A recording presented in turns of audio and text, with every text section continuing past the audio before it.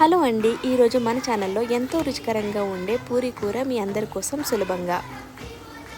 ముందుగా గ్యాస్ వెలిగించి దీనిపైన బాండి పెట్టుకుని ఇందులోనికి నూనె వేసుకుని ఆవాలు జీలకర్ర వేసి చిటపటలాడాక మీడియం సైజు ఉల్లిపాయ, ఒక పచ్చిమిరపకాయ, అలాగే కాస్త కరివేపాకు వేసి ఉప్పు పసుపు వేసి బాగా వేగనివ్వాలి.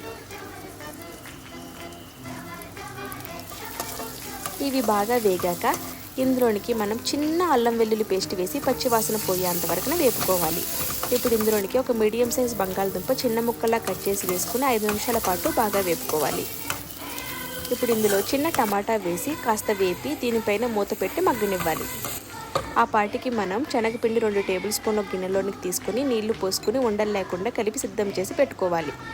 ఇప్పుడు టమాటాలు ఇవన్నీ బాగా మగ్గాక ఇందులోకి గ్లాసున్నర వాటర్ పోసి బాగా మరగనిచ్చి ముందుగా సిద్ధం చేసుకున్న శనగపిండిని వేసుకుని చక్కగా కలయబెట్టుకుని ఇందులోకి కొత్తిమీర వేసుకుని లాస్ట్లో సర్వ్ చేసుకోవడమే.